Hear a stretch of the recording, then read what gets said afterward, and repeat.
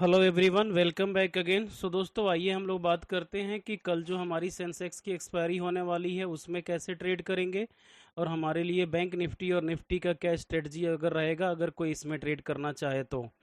सो दोस्तों, जैसे आप लोग आज लोग देखा आप लोगों ने कि काफ़ी ज़्यादा अच्छा एक बुलिश कैंडल बना। ये वन डे का कैंडल है निफ्टी का, और यहाँ पे जो है ये काफ़ी अच्छा मूवमेंट दिया। कम से कम 12-2 बजे तक तो आपने देखा ही होगा कि मार्केट एक रेंज के बीच में घूमता रहा, लेकिन सडनली ऊपर इस 2 बजे के बाद से मूवमेंट किया और एक अच्छी खासी रैली बना करके एक नया हाई बना दिया। अब यहाँ पे ये समझने वाली बात है कि क्या ये हाई एग्जिस्ट सस्टेन करेगा, टिका रहेगा या रहेगा। ये सस्टेनेबिलिटी इसकी क्या कंडीशन दिखा रही है। सो दोस्तों, उस कंडीशन में एक बात मैं कहना चाहूँगा कि जो ऑप्शन डेटा है उस ऑप्शन डेटा को रीड करने के बाद से ये क्लियर हो गई है कि निफ्टी या बैंक निफ्टी दोनों के दोनों अभी बुलिश ही रहने वाले हैं। क्योंकि आप लोगों ने जैसे कल का यूएसए का डेटा भी देखा कि वहाँ भी महंगाई जो है, इन्फ्लेशन रेट अंडर कंट्रोल है और कंट्रोल से भी अंदर है। सो दोस्तों, काफ़ी ज़्यादा एक बुलिश मार्केट का सिनारियो आ चुका है। ये टाइम एक अच्छा आ चुका है एक हाई अच्छे जो इन्वेस्टर हैं उनको इन्वेस्ट करने का। सो आइए अब बात करते हैं कि हम एक एक्चुअल टाइम फ्रेम, छोटे टाइम फ्रेम पे कैसे अपनी एंट्री डिसाइड करेंगे। क्योंकि फिलहाल वन डे के कैंडल में यहाँ पे तो दिख रहा है आपको कि एक बुलिश कैंडल निफ्टी के अंदर बन चुका है। सो फ्रेंड्स, यहाँ पे अगर हम इसको छोटे टाइम फ्रेम पे लेते हैं तो 15 मिनट के टाइम फ्रेम पे यहाँ पे साफ साफ विजिबल है कि मार्केट जो है, यहाँ पे जो ये सपोर्ट एक मैंने ट्रेंड लाइन लगा रखा था सपोर्ट के तौर पे, उसको ब्रेक करके ऊपर निकल चुका है। आप ये देख सकते हो।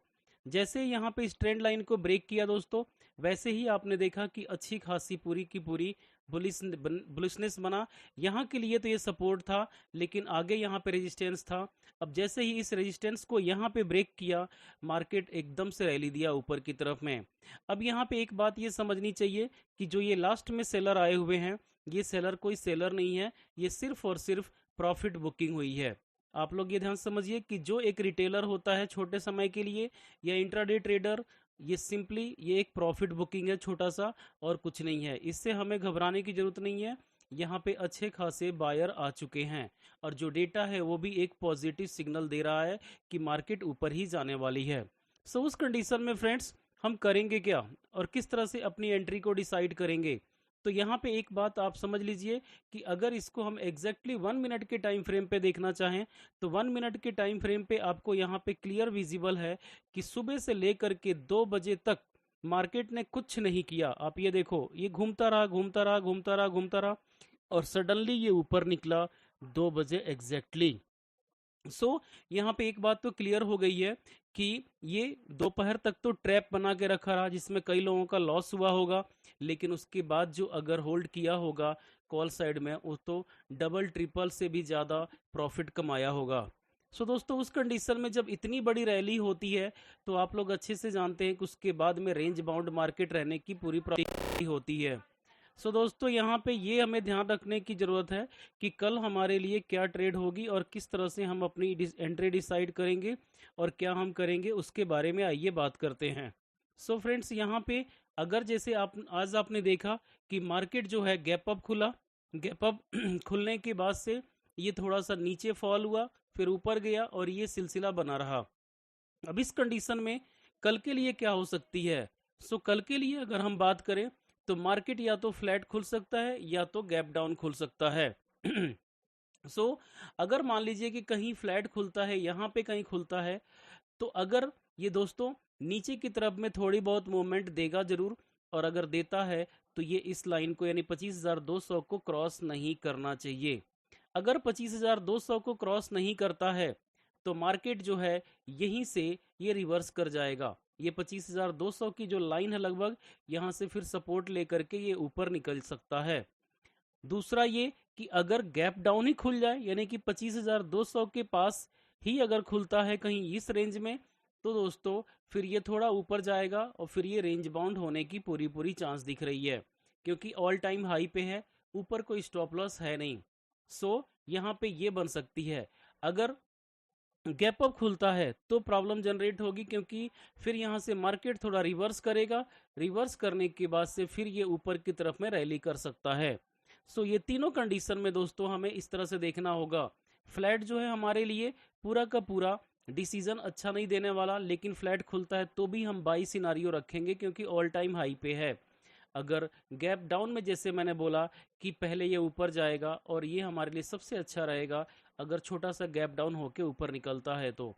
लेकिन गैप अप में हमारे लिए उतना अच्छा नहीं रहेगा क्योंकि गैप अप में दोस्तों ऊपर स्टॉप लॉस ना होने की वजह से ये थोड़ा सा झटका देके नीचे आ सकता है, फिर कहीं ऊपर निकले या रेंज बाउंड हो जाए। सो इस तरह से निफ्टी के अंदर होने वाली है ट्रेड कल के लिए। दूसरा ये कि अगर हम बैंक निफ्टी की बात करें तो बैंक निफ्टी में भी आप लोग यहाँ पे देख सकते हो फ्रेंड्स कि ये 1 डे का कैंडल है और आज काफ़ी बुलिश बना। ये ऑल टाइम हाई पर तो नहीं है लेकिन ये काफ़ी बुलिश बना। अब यहाँ पे ऊपर में रेजिस्टेंस ये जो 51,935 और 52,560 ये दो रेजिस्टेंस निकल करके आ रहे हैं दोस्तों।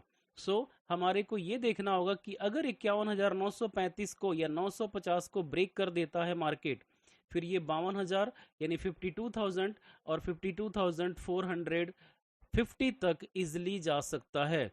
सो उस कंडीशन में अगर हमारे को, क्योंकि डेटा इसका भी पॉजिटिव है और पॉजिटिव होने की वजह से हमारे को ये ध्यान रखना होगा, ये जो मैंने दो रेजिस्टेंस लगाया है 51,935 और 52,560। सो यहाँ पे दोस्तों अगर हम छोटे टाइम फ्रेम पे आते हैं अगेन, तो हमारे को एक बात क्लियर यहाँ पे दिख रही है कि मार्केट आज जिस तरह से ये भी रेंज बाउंड दिन भर बना रहा और रेंज बाउंड होने के बाद से यहाँ देखिए कि गैप अप खुला और ये रेंज होने के बाद से एग्जैक्टली निफ्टी के जैसे ही बुलिश होकर दोपहर के बाद 2 बजे के बाद निकला और यहाँ भी थोड़ी प्रॉफिट बुकिंग आई है।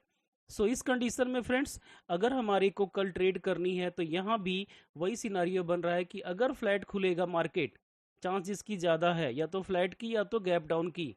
तो अगर मान लीजिए कि फ्लैट ओपन होता है तो सबसे पहले ये थोड़ा सा नीचे आने के बाद से ऊपर मूवमेंट दे सकता है और ऊपर मूवमेंट देगा दोस्तों तो हमारे लिए ऊपर का जो मैंने ये रेजिस्टेंस लगा रखा है ये हमारे लिए पहला टारगेट होगा और उसके बाद से 52,450 या 400 तक दूसरा टारगेट ऊपर और खुल सकता है इसको क्रॉस करने के बाद, जो 51,935 है।